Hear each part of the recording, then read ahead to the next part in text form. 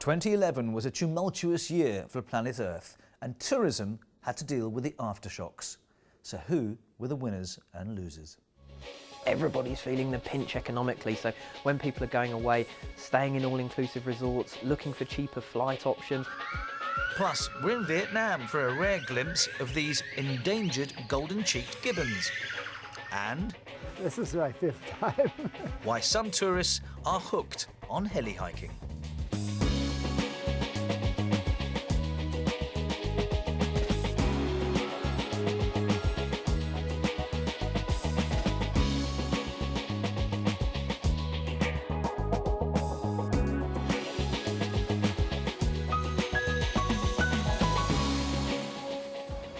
Hello and welcome to Fast Track. I'm Rajan Datta. Now, if the world was a typical high street with stores eager for your tourist dollar, then 2011 would be a year of very mixed fortunes. Some countries and destinations saw their businesses dry up and virtually closed up shop due to unforeseen circumstances. Other brands have spruced up their shop windows, keen for new footfall, saying we are very much open for new business.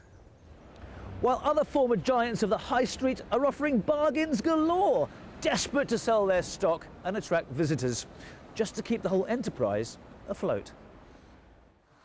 Why is everybody so serious? Acting so damn mysterious. Got shades on your eyes. Be it man-made change or events triggered by Mother Nature, the world feels like a very different place to 12 months ago. I've been asking some experts how they assess the events of 2011. In the West, at least, it's been all about, or lack of it. Everybody's feeling the pinch economically, so when people are going away, staying in all-inclusive resorts, looking for cheaper flight options, possibly looking to go away at less popular times of year and take advantage of better deals. I wear my heart up on my sleeve like a big... From the very beginning of 2011, one key region experienced unprecedented turmoil, and that had knock-on effects on many tourist destinations. And there's no stopping us right. Some Middle East hotspots barely disappeared from the tourist itinerary. Package holiday operators suffered as a result. Jordan, a relative oasis of calm, year with high hopes, and the arrival of low-cost carrier EasyJet to Oman.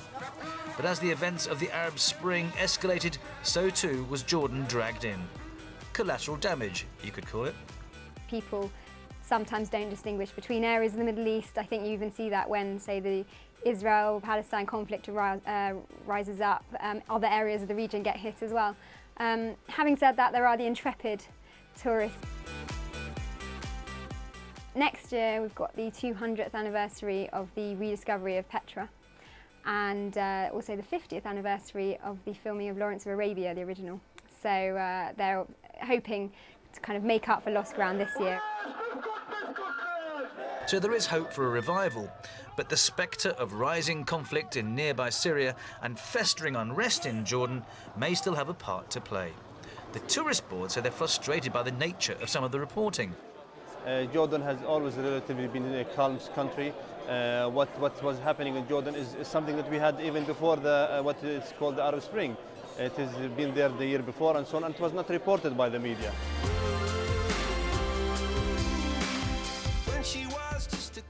The Eurozone crisis hit Spain, Portugal and Ireland hard, all economies very reliant on tourism.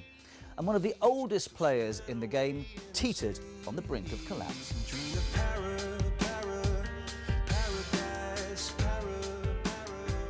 2011, it did start getting scary.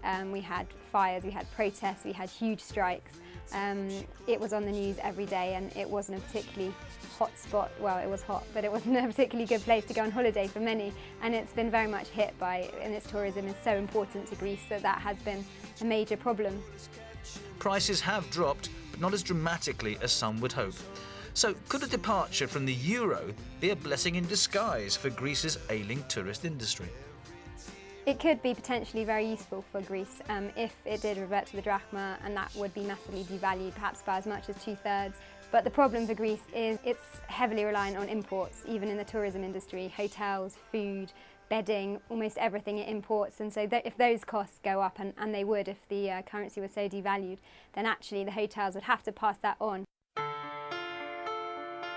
Of course, natural disasters had a hand in the events of 2011, and often the plea to tourists was, don't be discouraged, come over and help us recover. I let it fall. My heart. It's now 9 months on from the devastating earthquake in Tohoku in eastern Japan, the country's worst ever, which killed 16,000. Many hotel groups are only now seeing occupancies reach 60%, a major improvement from the 10% and less in March and April. Initially, of course, I mean, the impact was devastating for lots of businesses, including the hotel industry. But amazingly, the business bounced back quite quickly. I mean, obviously, Japan, a major economy, business travel, international business travel came back quite quickly. The local population are also very keen to stay in international hotels, so they helped a lot. And the lure of 100,000 free flights to Japan, plus the famous cherry blossom of spring, will surely encourage the budget traveller.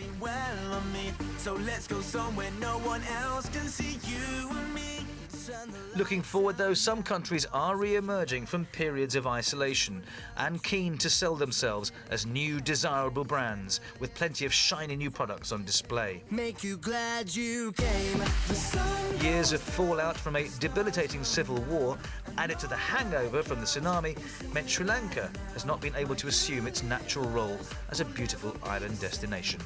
Well, the emergence from civil war does two things. Firstly, it means that nobody has any questions about whether they're going to be caught up in something, even if that was quite a remote possibility in the first place. And in the second instance, it gives the whole country a chance to present a new side of it, to say, look, we're moving forward into the future, and indeed areas of the country that are off limits, you can now come and visit and see them, and that's something that's going to draw back people who've been before.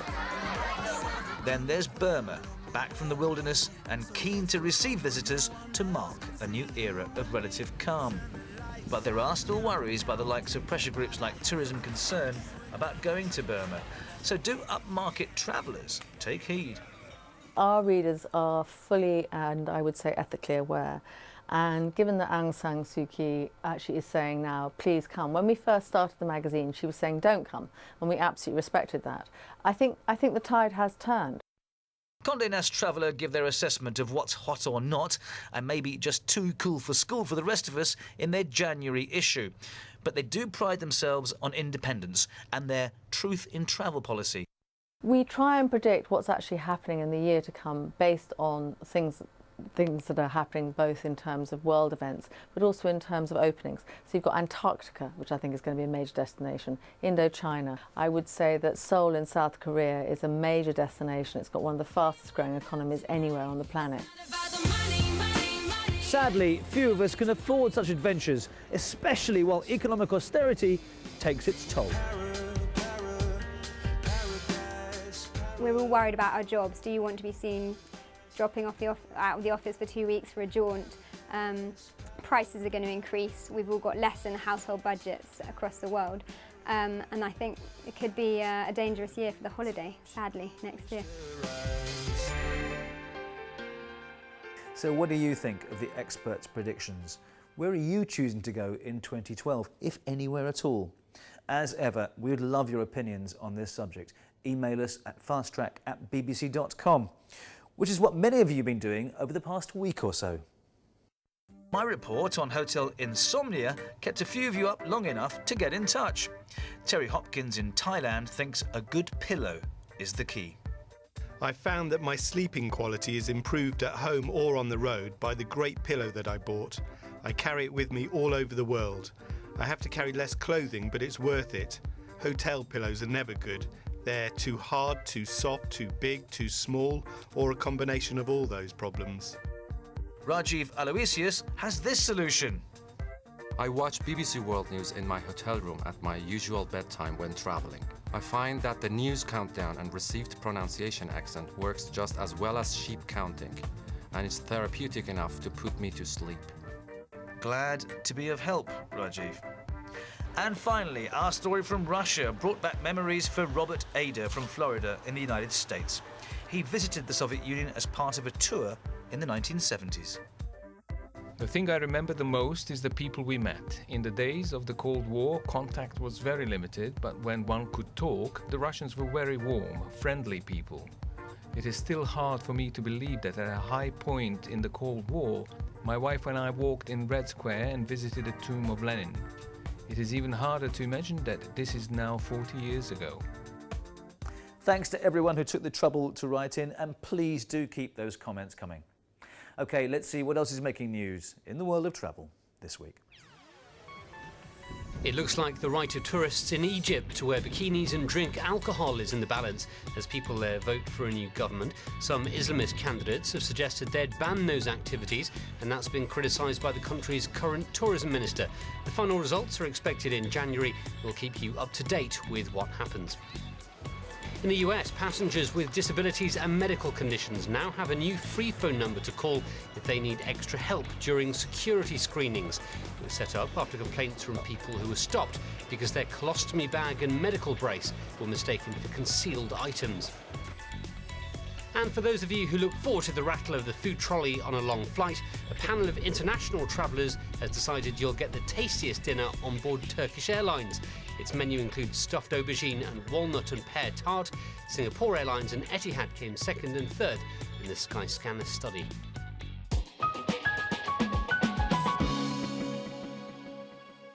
Don't go away, because coming up after the break, we travel to the tropical rainforests of Vietnam to meet the rare gibbons with something to sing about. The scenery is incredible. Plus, Fast Track's Brandy Yanchik takes a heli hike up Canada's Columbia Mountain.